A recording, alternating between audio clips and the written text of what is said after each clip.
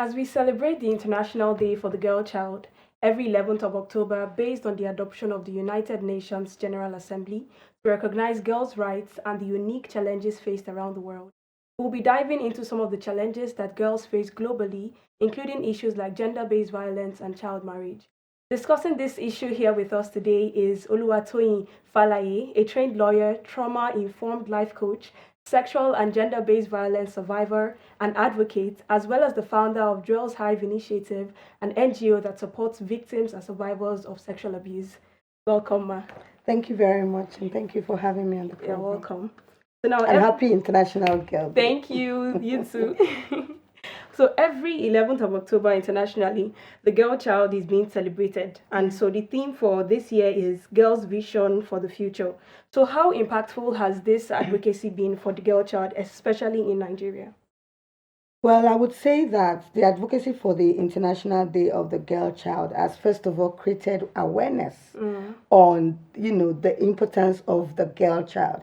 Even though there's always been discussions and issues around, oh, the girl child seems to have more attention than the male folk. But, we're trying to undo a lot of, things that have happened in the past. Yeah. Especially with culture, with societal norms, with nuances that point to the girl child being treated in certain ways, like you just mentioned in the introductory part, early marriages, gender-based violence. Yes. And we're saying that these are vices that the girl child, just being a female, being created female, being born female, seem to come with like an automatic stigma that at birth and from birth they begin to experience these dastardly acts. And so the International Day of the Girl Child, the International Women's Day, and every other celebration that is dedicated to the girl child, because they say we have so many in a year, is just to raise awareness and then to advocate much more strongly for the rights of the girl child and the rights of womanhood and the rights of femininity. Yeah. Thank you very much. Okay, so as an abuse therapist, as we introduced, and a gender-based violence advocate, which is very tricky, we must say, what actually inspired you to focus your career on helping girls that have experienced sexual abuse and trauma? Yeah. Interestingly, what inspired me was the fact that I was also abused myself. I don't know if to say that pain of abuse was an inspiration because I was raped at age 10 when I had not even understood what it meant to be raped. I had not even understood myself as a female. I had not understood that I had something called virginity because I came from the village anyway, just to backtrack a bit. So I came to live in the city. So it was just me barely acclimatizing to city life and understanding what life is. So I had not even gotten accustomed to feminine words or feminine nomenclature like virginity, like puberty, private part. And then at 10, I'm raped by this young man who all I thought at that time was that he injured me. Because when the neighbor came in and saw me bleeding, I was just crying, thinking he injured me. I didn't see that he was raped.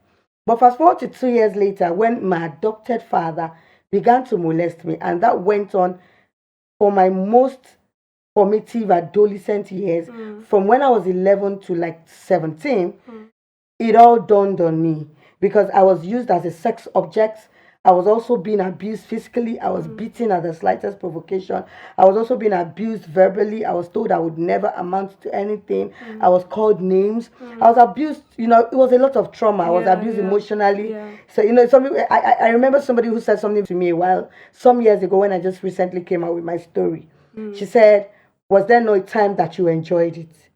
And that broke me because how do you enjoy the fact that somebody takes advantage of your body without your consent, first of all? And then second of all, he's not doing it from a place of love. He's doing it from a place of threat because I was told if you told anyone, you would die after 7 days. So I lived with that fear.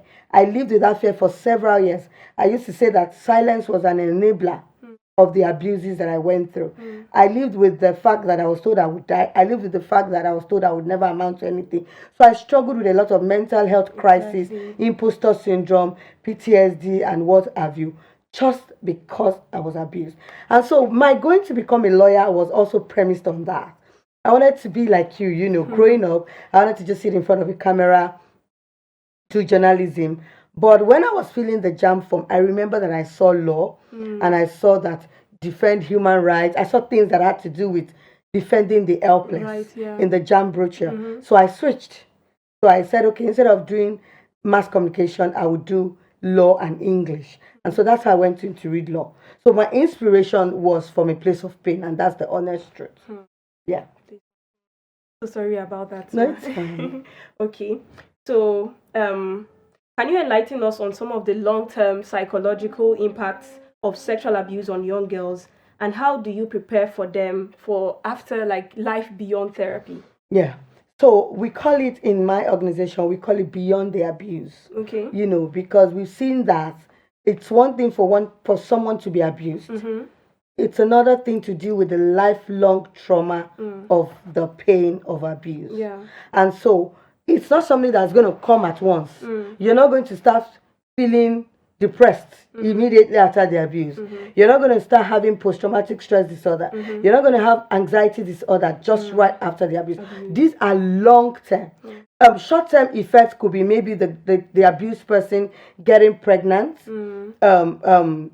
some of them becoming wayward because they got exposed to something their body was not supposed to be exposed to too early in life. Exactly. So they get wayward, they get exposed to prostitution, masturbation, pornography. Those are things that can come immediately after the abuse.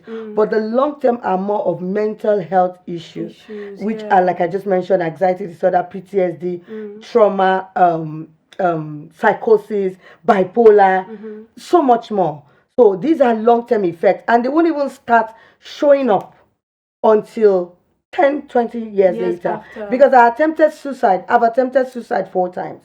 And before I could attempt suicide 4 times, I can tell you that I had suicidal ideations probably 1,000 times. Because before you commit one suicide, you'd have thought of it over and over and over and over again in your head. And so out of those 4 suicides, I attempted one at 15, I attempted the other one at 18, but I attempted the other 2 in my adulthood. As a matter of fact, 6 years ago, in 2018, I attempted suicide twice, and it was still flowing from the 23 years of bottled up trauma from sexual abuse, which led to other kinds of abuses. So you can see the long-term effect. So it wasn't until I attempted suicide twice in 2018, I took sniper, I tried to run into a moving vehicle, that it dawned on me that I had a problem. And so I just sat down one day and I began to ask questions. I was wondering, okay, so this whole thing, because there was also nightmare. I don't know what category of long-term, effect to put that. But there's trauma. I dealt with nightmare. There's the trauma of nightmare. I had this nightmare for 18 years where I would constantly see my abuser in my dreams. And so these are lifelong consequences of abuse, that if the survivor, I call them jewels, by the way, because that's my NGO, Jewels I've initiative. If they do not heal from it, some of them commit suicide. They go ahead with the suicide that I attempted, and by God's grace, I'm here. Some of them actually go ahead with suicide. We've handled several cases. I had a survivor who poisoned her 20th birthday cake 2 years ago. She wrote me a letter, or rather a message, and said, by morning I would be gone. And I said, please hang in there. I love you. And she said, you don't love me because you don't know what I'm going through. It was a lot. It took a lot of effort to get her around. And when she didn't go through with the attempt, thankfully today she's on her way to 200 level in a government university. I have another one who was raped at 14. At 14 by her cousin. And she got pregnant from the rape. Her mom took up the matter. It led to a lot of family issues. The mom took up the child, sent her back to school. In her final year in the university, she was gang raped by a gang of 4 men. And as if that was not enough, a year after the mother passed. So just last year, she packed all of her degree certificates and her clothes, burnt them, went to a riverside and plunged into a river. That is about 13 years after the abuse. So you see, there are the long-term effects are a lot. It's a lot. And it is until you go to therapy, as a matter of fact, until you identify the pain point. Because it's one thing to go through an abuse. I don't know if anybody dealt with the abuse the way I dealt with mine.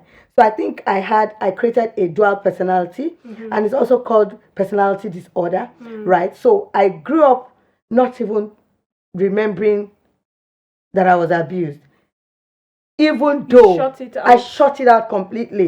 In trauma response, we call it the freeze, trauma response, where that's the way you want to respond to your trauma. You just freeze it. You act like it never happened. It never existed. And so you're just going about your life. You're dealing with other things. I dealt with failure because I was an A student, but along the line I was battling deep depression, and so I was losing grades. So I was dealing with all the other effects that the abuse had birthed, but I was not coming to terms with the fact that all that is flowing from the fact that I was molested as a child, right? And so those long-term consequences, they're so enormous, and they vary from person to person, but they are all mental health issues. And this is a mental health awareness month. Exactly. Yes, this is suicide prevention month, and so you can see that it's all interwoven together. And yes, and abuse is also broad. Like I say, it's not just sexual abuse. There's verbal that will just dehumanize you. There's psychological. There's emotional, and I always pride myself that I'm a graduate of the School of Abuses, if there's anything like that. My God. But I think I have my 5 A's. Sexual, verbal, physical, emotional, psychological. I'm an A student in abuse. But look at me today. So the consequences are just always enormous. And it is important to get to the root of it. And then from there, you can now find solution to the problems. Okay. All right. So as an advocate, what changes would you like to see in the society or institutions that would better support the healing and empowerment of girls who have survived this trauma? Okay, so if we're talking about institutional changes and institutional reform, I will start from the family, because the family is an institution. Most of the problems that survivors face is stigma, and the bulk of the stigma is from the home. We've handled cases where a mother blames a child for being molested. How do you blame your 10, 12-year-old daughter for being molested? Because she did not tell you. That's usually the problem. Why didn't you tell me? They forget that it comes with threats, it comes with fear, it comes with a lot of questions. They don't even understand what it is that they're dealing with. And so parents need to learn to befriend their children, to be friends with their sons and their daughters, so that they are open enough to be able to tell you stuff. I remember a friend who told me that she had so informed a 5-year-old child about abuse, such that when she brought a female cousin, so you know that abuse thrives across board, to live with them, a female cousin began to molest a 5-year-old daughter, telling her to touch her in the private areas. But a 5-year-old daughter came to tell her, "Mommy, auntie is telling me to touch her in the places you said we should not touch." And so she said that was, enlightening for her. Of course, when she confronted the girl and decided to talk to her, she realized that she was also a victim of abuse, because abused people abuse others. That's the truth. But again, like I said, because she has had that good, warm, close-knit relationship with her daughter, it was easy for the girl to tell her mom, and then they were able to nip it in the bud. So institutional changes would begin with parents. Parents should love their children genuinely. They should see beyond just giving them food, clothing, and shelter. Giving them emotional love and being friends with them is very important. Then you look at the government. Government are the ones who are supposed to help implement. Of course, they make the policies. CSOs and NGOs like us advocate for these policies. We go to the round table. These policies are, implemented, passed into law. Then we now start grappling with implementation and execution. And a typical example is the VAP law. When it was passed, it took a lot of effort for it to be domesticated in some states in Nigeria, and we still have it not yet domesticated. And the VAP Act is like an improvement, or rather a supporting document for the child's right law, and the other law related to children, because VAP Act opens up all other areas and defines what rape is, more succinctly and more clearly, right? So government needs to, not just pass these laws, but enable implementation. Of it. Law enforcement agencies like the NAPTIP, the Nigerian Police Force, and all other institutions that handle cases of gender-based violence should also be trained and retrained. Thankfully, before now, we didn't have the gender desk in the police stations, but now we do have them. But again, the officers in charge need to be trained and retrained, because some of them don't even understand how to handle abuse cases. So you bring a child who was raped and you're asking her, what was she wearing? You are telling her, why were you working late in the night? That is not a basis for why anybody, child or adult, should be molested or raped or abused. First of all, so you blame the crime, you blame the perpetrator, not the victim. So we have cases where the victims or the survivors are the ones who are body shamed, who are stigmatized, who are called names. So law enforcement agencies and the law upholders need to know how to protect the victim first. The victim is the person you should protect, and not the perpetrator, and not. So these are the steps. The parents has a role to play, society has a role to play, law enforcement agency has a role to play, government have a role to play, and CSOs and NGOs, we're trying our best. Sometimes it looks like this best is not good enough, because some of us who put in the work, who do the actual work, do not get the grants to be able to do more. And then, I'm not saying that people are not working, but you understand what I'm saying. So CSOs and NGOs ought to have to also stand up for what they believe in. Amplify the voice. We are the ones who amplify the voices of survivors. We are the face of survivors. And then reportage, the media as well. I'm a friend of the media. I've granted several interviews on sexual and gender-based violence. I like the role that the media play, because the media are the ones, when we amplify the voices of survivors or victims, the media are the ones who amplify our own voice, just as we're having this conversation. But the media also need to put out the news correctly. So in the news, you would see something like, man rapes 15-year-old girl. And so when that is put out, the spotlight is now on the 15-year-old girl. The spotlight is not on the man. Exactly. So it would rather be a, Mr. So has been accused of defiling, and so that first, the A part of it makes, okay, so we are looking at Mr. So. What did he do? Why did he do it? What are the consequences? What is the penalty? And not, the 15-year-old girl, she's so young. Did she go to his room? Was she wearing something? Did she seduce him? So the narrative has to be right, such that the story is also being reported correctly, and the feed gets to the public correctly. So all of these people I've mentioned are the key players that would help to, ease up. Well, perhaps one day we would eradicate it. Hopefully. But until then, that would be able to help the survivors. Thank you very much. Thank you very much, Mrs. Oluwatoyin Falaye. And this was a very interesting discussion, but we have to end it here. It's such an honor to have you in the studio here with us. Thank you. Well. And I remain Ojo Favor.